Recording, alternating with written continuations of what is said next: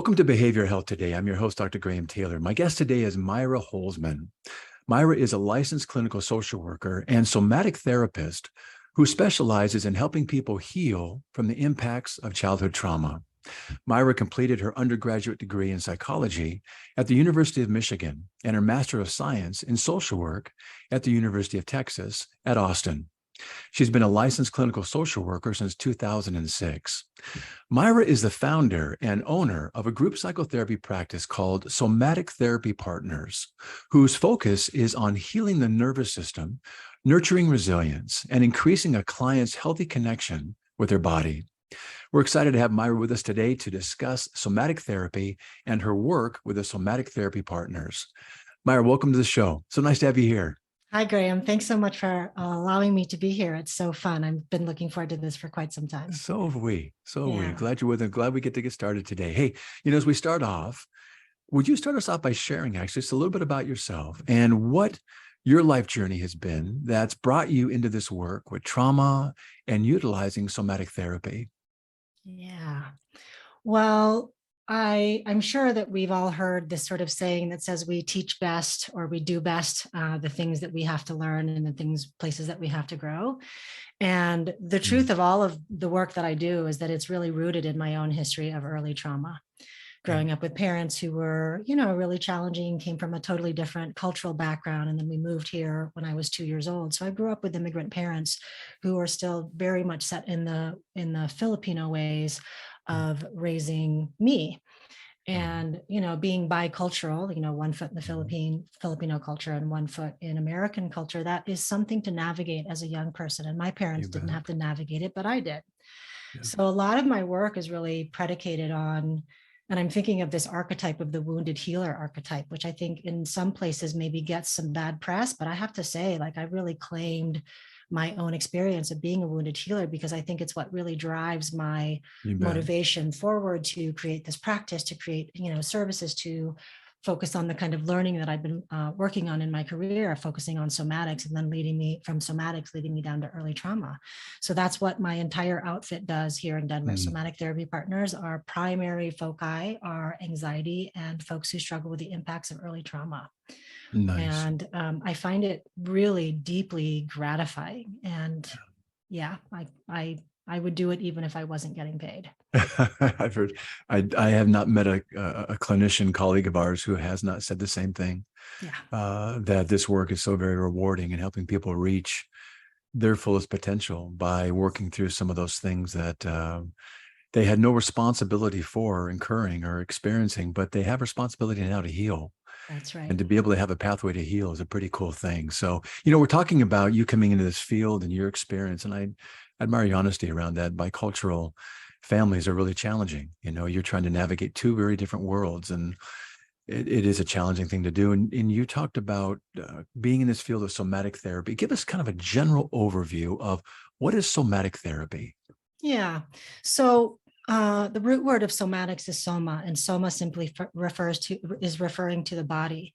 And so what somatic psychotherapy is, it's a combination of top-down and bottom-up practices, meaning that, of course, I'm using mind-based practices, like I'm trained in DBT, I've been trained in ACT, but what I'm also doing as a trained somatic therapist is I am including the body as an ally in the healing process, because especially in my experience and in my opinion, early trauma doesn't get healed just by thinking differently about what happened or giving yourself affirmations. We have to deal with the body's patterns, survival patterns in particular, that were created as a result of growing up in an environment in those first 3 to 5 years where maybe things were not so great or were challenging or just didn't feel safe. And so a lot of somatic therapy is about helping clients learn how to enter into their body in a very specific way so that they can access the information that's happening in their body that is often underneath the level of conscious awareness. Really good. I want to talk about some of the strategies that you use to help people kind of mine down into that awareness that it's there, but they just don't know it. But I want to come back to something you just said. We know from Van der Kolk's work, in his work, he says, the body holds the trauma. And that's exactly what you're saying right here. Soma's the body. Yeah. How are you helping folks, educating folks to understand this and also helping them locate maybe in their body where they store that trauma? Yeah. So, in the beginning work with all clients, because a lot of somatic therapy is gaining a lot of ground these days. I mean, there's a reason why my practice is doing really well is because a lot of people are looking for a somatic therapy near me on Google. Yes. Pardon me, could you repeat the question again? I just want to make Sure. sure I Yeah, answer no, I'd that be because more I than, went yeah, off on a thank you. tangent. Be more than Yeah. happy. You're talking about the ways that strategies can be used to kind of mind down in and help people work through this. I want to come back to that in just a moment, but I want to highlight something you just said. Is that, and it's kind of similar what Van der Kolk says. He says the body holds the trauma, and that's what you're holding here, which is a great reminder to us. Our body holds the soma body. How are you helping folks, educating folks to understand this whole concept? And how are you helping them locate where they store their trauma? Fantastic. So the beginning work with clients 100% of the time involves nervous system education, the Yeah. sympathetic arousal system, the parasympathetic nervous system, and then more importantly, helping them understand how their maladaptive behaviors are ways that their body and their system is naturally trying to protect them and help them survive. Yeah. Right? Because, so many clients come in, and especially with early trauma, shame is so deeply embedded in the process of, early adverse childhood experiences. Yeah. And my job is to help them, first of all, start to decrease the shame by helping them understand the biological underpinnings of why they act the way they act, why they feel the way that they feel about themselves. So that's really where it begins, is giving them some education, decreasing some of that shame. And in my work, I see clients say all the time, especially over time, they will say things like, well, it makes sense why I Yeah. completely lost my stuff with this person, because they reminded me of my dad and I just went into a full fight response. And I'm like, What an important reframe for them. right? That It it's really a survival. absolutely. It really depathologizes all of this and says this is your best way to cope, isn't it? Or has been. That's right. Yep. So we do a lot of that kind of stuff, of education and a lot of affirming of like, yeah, I don't want you to do that behavior because it makes you feel ashamed and it hurts the people around you. And can you understand that what you're doing has been a learned protective response? You either learned how to fight, which is my default. I have a belief that everyone has a default survival response in general. So that we know that the basic ones are fight, flight, and freeze. So fight is mine. It's the thing that happens anytime I'm under threat. You will see me start to clench my jaw, clench my fists, and I will go into judgment and protective mode. Other people freeze and they can't do anything and they feel paralyzed. And then other folks run away or they avoid what's happening. And it's none of that is bad. It's simply information about where they are and how much threat their body is experiencing, that they're going into these automatic set of behaviors and thoughts. What a helpful thing to let people know, that this is your body's best way to take care of yourself. And you're usually young when this is developing. Our nervous system, our sympathetic nervous system has sympathy on us during those times. Yeah. And, we develop these really kind of survival based, I'm glad we have it, kind of ways of getting through those times. We fight, we flight. I think there's maybe a couple others we could fight. We know about the fight or flight, and we freeze. Mm-hmm. There's also fade. We kind of want to fade into the background and not be seen. There's also fawn, yes, where you come in, you fawn, and you're placating things. You're trying to make things better. These are all strategies, like you're saying, to manage the terror in front of you. But what you're starting to say is that while those were the best ways to take care of yourself all of these years, and isn't it great you had those, they're disrupting your healthiest functioning now, and is probably interfering with the very things you want to have. So what if we find ways to incorporate the parasympathetic nervous, the paramedics make us feel things that are better, and yes. we can regulate maybe through some of the somatic therapy. So let's get into something here then. So often in the treatment of trauma, we utilize the CBT approach, helping folks recognize that their thoughts and their self-statements in the moment are not in fact real, nor are they occurring in the moment, but it feels like it. Yeah. Thus allowing them kind of to reality test the moment and see that they're actually safe, thereby allowing them to generalize, other moments of reactivity in a similar manner down the road. That's right. But what you're finding is that the incorporation of a somatic, this is terrific. What you're finding is that the incorporation of a somatic focus and practice can accentuate working through trauma. That's and right. you've written about this. You talked about how you did your training with Peter Levine and his approach to healing shock trauma and somatic experiences. Talk about some of the strategies that you found helpful in helping people kind of, not just now that they understand that you've educated them, but how do you begin to kind of work down into that through those Yeah. strategies that you use? Great. So the first thing that I'm always wanting to orient clients to, and this is sometimes a negotiation, is helping them find a way to come into their bodily experience in such a way that they don't get re-traumatized. Because the nature of Good. trauma is that most people don't want to come into their body, because the minute that they Yeah. sense anything, it feels like a war zone, right? Yeah. They're in battle, they can't Oh, breathe, they've yeah. got all of these kind of symptoms of PTSD. They're back in that So state, literally, aren't they? I mean, those traumas get locked at that emotional state, at that emotional age, and they are literally reliving it, aren't they? that's right. They're reliving it, and they Yeah. they can't help it. It's not their fault that they're reliving it. And so one of the most basic building blocks that is akin to helping clients to embody safety, which is one of our big things that we do in somatic therapy, is helping a client embody safety, is helping a client start orienting just really simply to pleasant enough sensations, Mm. right? So at the end of my first session, I will typically say something like, it seems like we were really connected today, and that maybe you got some usefulness out of the session. And I just want to check in with you. How was the session for you? And they'll say, really good, Yeah. right? Typically, that's what they'll say. And I'll say, how does your body tell you that this session was really good? And they Nice. won't necessarily know, because they don't have the language of the body. And they'll be like, oh, I don't know. Or maybe they'll say a little something. And I'll say, well, I noticed that right here at the end, you're giving me more eye contact than you've given me in the entire hour. Nice. Your shoulders are down away from your ears, and I can see you breathing in a long and steady way. And so I just want you, see if you could notice the things that I just named, and notice how it feels to experience that, to hear together. That is And really some important mirroring, isn't it? yes, Wow. that's right. And what's their typical response? Kind of like an aha. What do they tend to respond with, even in that first session? Yeah, they just can't. I mean, because part of what I'm doing throughout the entire session is doing exactly what I just sort of modeled, right? Right. Like, oh, I noticed when you were talking about your mom, you kind of stopped breathing. And did you notice that your shoulders came up by your ears?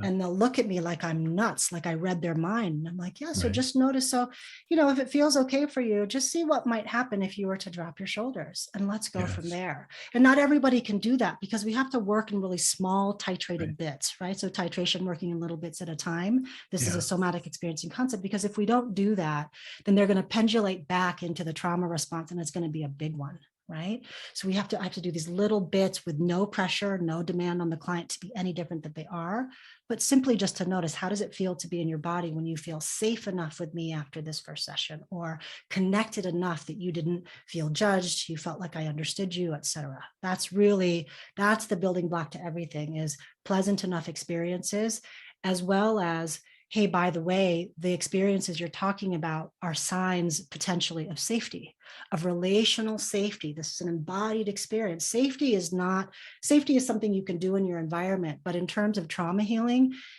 how clients really heal is when they can come back into their body Yes. and be like, I know how to feel safe. I did that in my recession. So let me just do some of these skills, and let me just remember what it feels like to feel understood.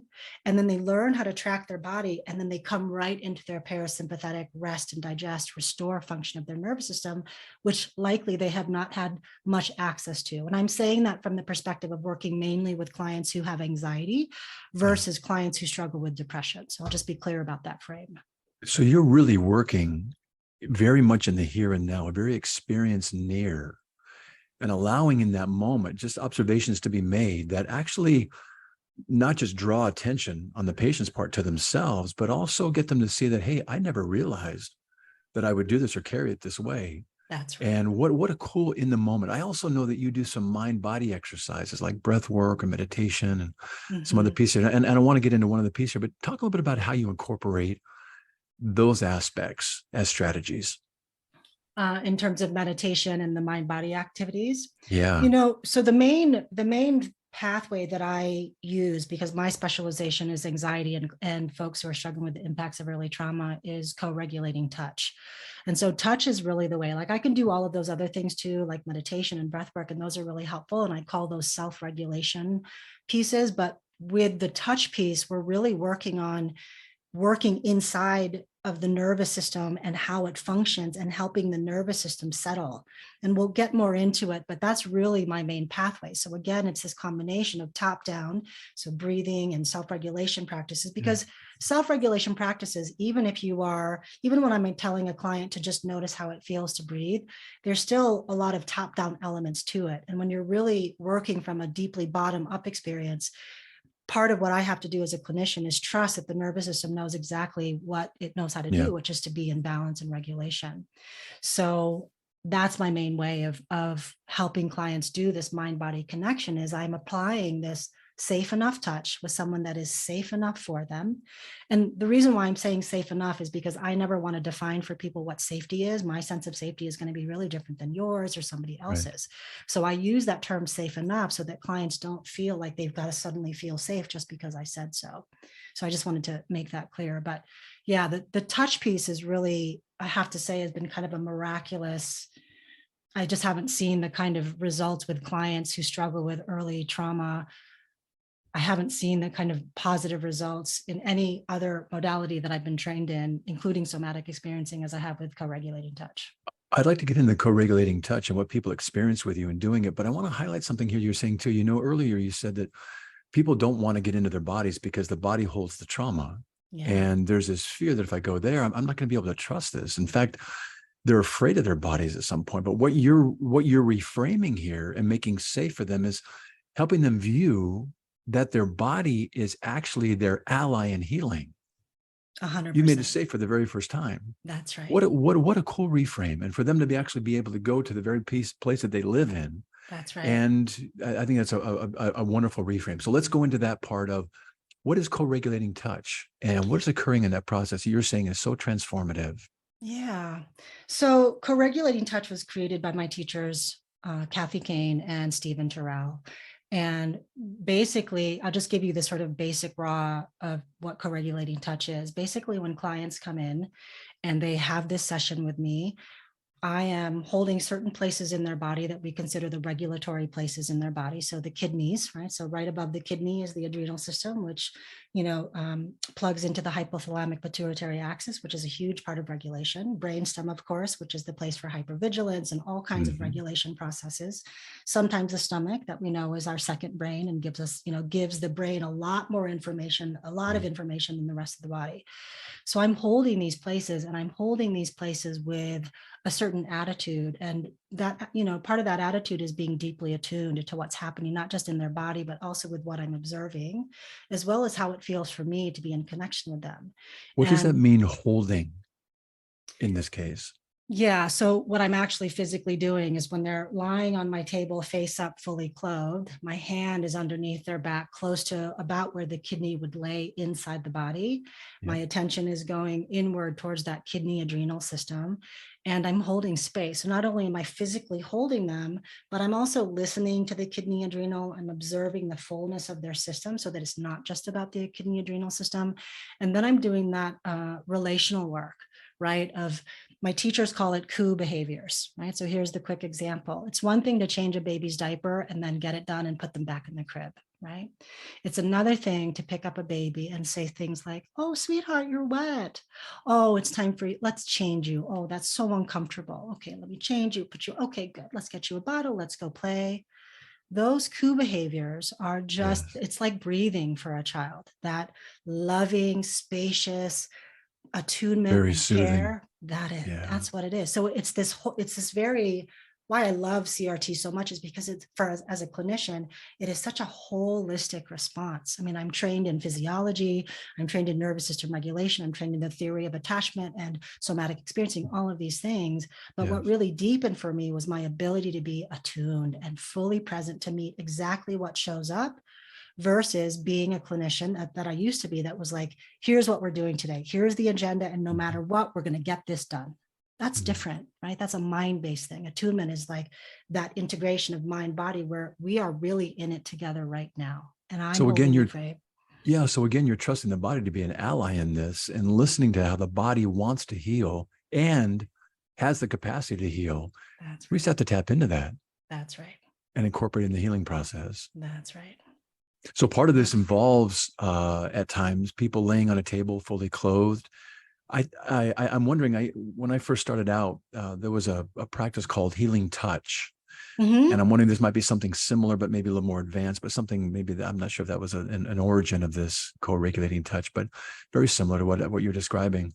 And it is a very relaxing. I've gone through it post-surgery, and Nice. it was the most soothing experience I've had after a real trauma. It was a neck injury, and Yep. oh my goodness, I was in a tremendous amount of pain, and I had a good colleague come in and do it with me.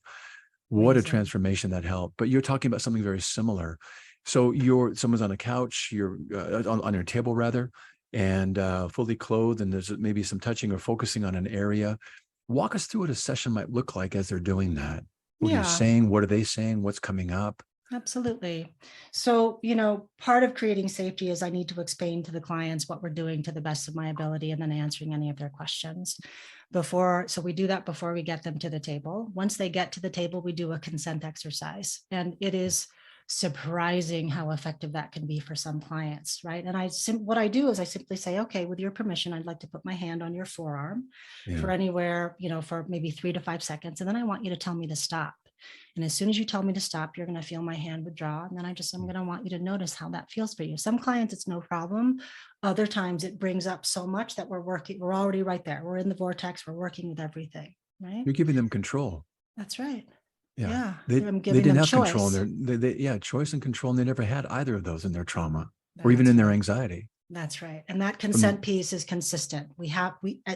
Ethically and integrity wise, we have to do that. And I train all my clinicians, like, don't bypass the consent piece. Even when a client Yeah, is like, I don't need to do that. It's like, okay, you might not need to do that, but let's do it anyway.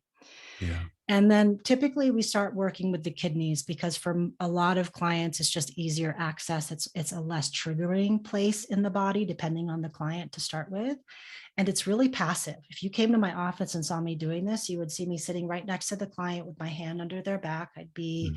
I'll tell you the things that I typically say, but it's passive. I'm not a body worker. I'm a somatic therapist that applies therapeutic touch. That's really what I do, right? It's different. And so I'm not trying to manipulate joints or musculature or Yeah. fascia or any of that kind of stuff. And as we're sitting there, I'm not doing a lot of talking. I'm just checking in. And one of the first things I say to clients is, when we do this work, there's no demand being placed on you. I don't need you to regulate yourself. You don't need to breathe a certain way. You don't need to think good thoughts while you're on the Right. table. I'm going to invite you to just be. And if you need anything, I'm going to be right here with you. And so sometimes it's quiet, sometimes we're chatting. And one of the things I'm always saying to the clients, especially when there's been sort of, maybe a minute or two of silence, I will say things like, I'm right here with you. Mm. Or, yeah, I've got you. All is well. And all I'm doing is doing that soothing kind of like, parenting thing of like, there's no problems here. You don't have to worry about anything. And more importantly, we are in this together. Because again, for clients with early trauma, and I can speak for myself, I was in it by myself all the time, is what it felt like. So to Yes. have a safe enough other going, yeah, no problem. You want to stop? Let's do that. Okay, this feels good. Great. Tell me more. Is there anything you want to say? That starts to really rewire that early patterning of, either gripping or going into collapse. So they learn more and more through a very supported, very reassuring, very comforting presence that you bring, plus the touch aspect of it, to hold, almost like build some emotional muscle, to hold these once very anxiety producing, very stimulating, very frightening feelings, to be able to hold those more and more. And as we do, they can be integrated in a new way. They don't have to be avoided. They don't have That's to be right. afraid of them. They get to see that they were just feelings that they That's can right. work through and hold in a much more effectively tolerant way. That's right. Yeah. One other thing I want to say about this that I also say to clients, and the reason why I tell them not to try and think good thoughts or control their breathing is because when you are struggling with the impacts of early trauma, whether you know it or not, you are constantly managing. You, as Right. that person, you are constantly trying to regulate by drinking, taking drugs, seeing certain kinds of people, organizing your house, et cetera, et cetera. And when Yeah. they get on the table, they finally Right. get that baby experience of being regulated without having to work for it. that is a really different proposition, to feel your nervous system kind of settle down without you having to do everything in your power, like inside of yourself as well as your environment, to make that happen. And that is, I mean, there's so many things I think contribute to a sense of embodied safety, but I think that's part of it. It's like, you mean I get to feel like good and okay and settled, and I don't have to work my butt off in order to Yeah. just like be able to breathe freely? Yeah. I would imagine some people very early on have got to come back to you and say, I have never, basically they're getting introduced to their real selves, their self without trauma, their self without being activated or hijacked by these emotions. And maybe for the very first time, recognizing what their intended design was meant to be That's right. lived in. Yes. And what a wonderful gift Yeah, that you're giving them and they're achieving and kind of healing towards. But they that's right. must say, I get to be in this state all the time. Really? This is what I Uh-huh. get to be living in. This is what I'm intended to be living in. That's Yeah. got to be quite an awakening for them. It really is. I tell this story from time to time, but I remember earlier on when I first learned how to do this work, I was working with a client. It was maybe like her first or second session. Her first session, her body was in a lot of resistance. I couldn't get a lot of connection to it, which was fine. I just made myself available. Second session, she comes in, we do kidney work and we do a little bit of brainstem. She sits up and she had kind of fallen into a deep rest state. And she sits up and I'm like, okay, just take your time. How are you doing? And she's like, yeah, I think I'm okay. But she's really, really out of it. And within a few seconds, as her conscious mind comes back online, she starts crying. Yeah. And she says, what's happening? I said, Mhm. what do you think is happening? And she says, I don't understand. And she was really confused about her bodily experience. And I said something like, it looks like you got pretty relaxed, like you settled into a really deeply restorative state. And I just Yeah. wonder if your tears and confusion are about the fact that Yes. maybe you've never felt this before. And then she had this big release and she was crying even more because she realized just how, Oh gripped and yeah, sort of like up in her sympathetic nervous system she's been her whole life. man. And it was one of those moments, and I hear about it from my other clinicians too, where like clients start crying in that first session and they come to understand like, God, this feels so good. But Yeah. of course they also get connected to the loss of the fact that they didn't have it their whole life. So it's a remarkable experience for clients to have, to feel a sense of regulation, a sense of embodied safety, and alertness and relaxation at the same time. That's how I describe what it feels like to be regulated. When you're regulated, you're both alert as well as relaxed, right? So you've got Yes. that balance between the parasympathetic and the Yep. sympathetic nervous system, and that's what we're going for. In a calm homeostatic state that lets you just be in the moment, not guarded, not braced, but just very, very present. I love that. Myra, who do you find being attracted to this type of work? I know you said you specialize with anxiety, but who tends to come to see you, and what are they going through in their lives that would bring them to see you? So the people that tend to want to come to see me, what I have noticed is that I call them high level clients. And this is not to denigrate anybody else, but clients that have done a lot of work. I'm talking like Mhm. 3 to 25 years of therapy. They've gone to see the Yeah. shamans, they've seen the nutritionist, they've worked with physical therapists, they've done acupuncture, they've done all these things. And yet there is this thing that they just can't quite get a hold of, whether it's Yeah. their low self-esteem and the way they're super hard on themselves, or still feeling really anxious in a lot of different sort of relational parts of their lives. So Yeah. the clients that want to come see me are people who have already done a lot of work spiritually, psychologically, and otherwise. And they're just like, but I don't feel like I am where I should be, given how Yep. much work I've done for Yep. myself. And I can even attest to that. I mean, I can't tell you how often prior to getting co-regulating touch training, my issues would come up and I'd be like, really? Like after Right. all of this training and all of this work, I'm still dealing with my dad Right. issues. Like, come on. Right. So Yeah. those are the people that generally tend to come. And then, for the practice, the people that tend to come are people who have either heard about somatic therapy or are highly curious because they know people who have done really amazing work with a somatic approach to their psychotherapy. That's so good. In Yeah. terms of the benefits and the successes that you're seeing, how are people's lives changed Yeah. afterwards? And how does that work in therapy then generalize out into their day-to-day life? Yeah. One of the first things that well, Yeah, one of the first things that I start to see happen is clients have a greater ability to pivot when they come into triggered states or activated states. Mhm. So instead of going into whatever their set of behaviors was to shut down, run away, get in a fight, or whatever it might be, they have this ability, it's like their observer self gets stronger and is like, Mhm. yeah, you could do all of that stuff, but God, that would be exhausting. Yeah. Right. So they have, back to this idea of choice, which when you are experiencing trauma, there was no choice. They now have this choice in how they want to respond. And Yeah. that goes such a long way psychologically in terms of reducing shame, increasing Mhm. confidence, increasing connection to their body. That's one of Yeah. the big things.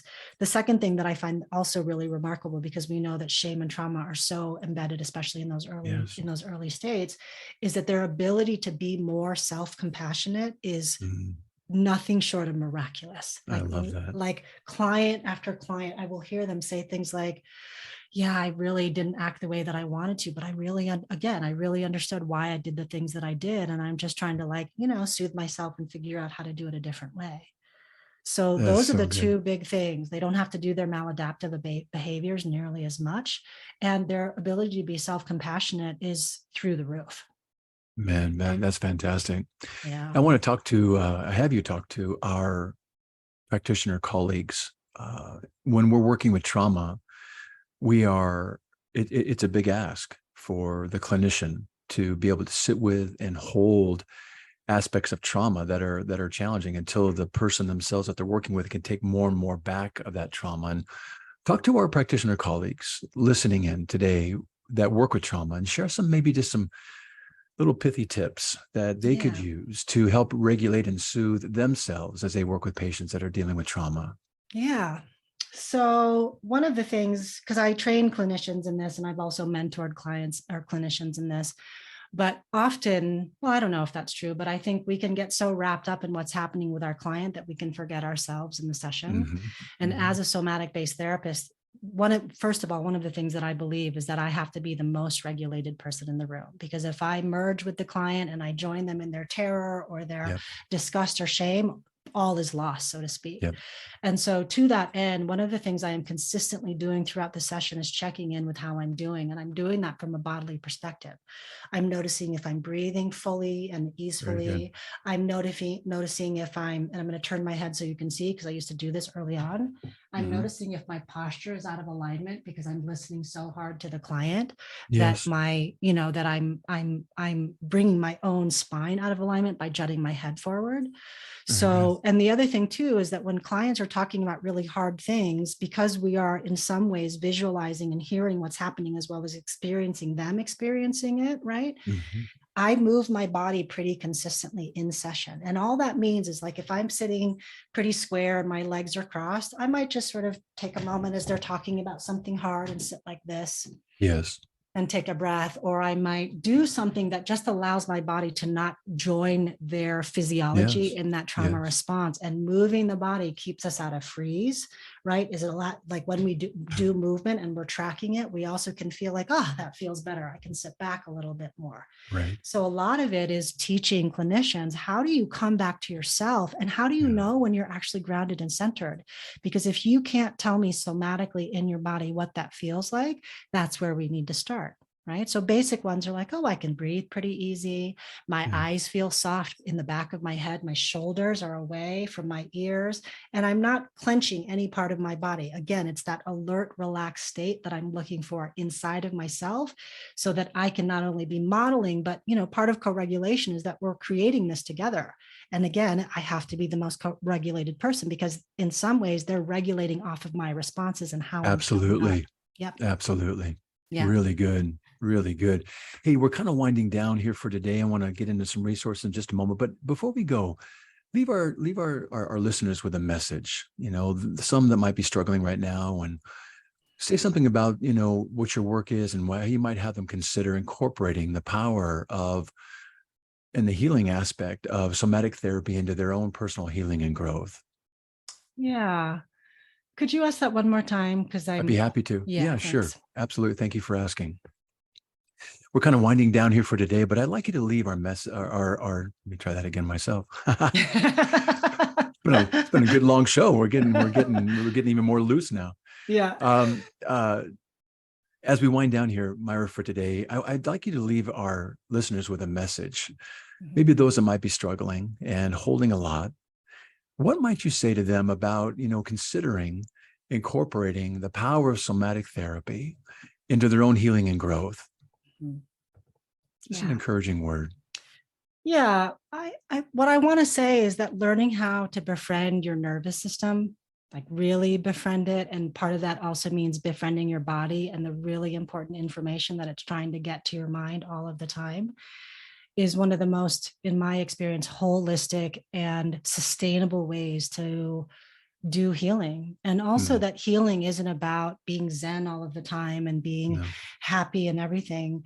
My experience, what I would say is, whoever is embarking on the healing journey is really about how compassionately you can meet every experience that arises for you in your life as you move forward.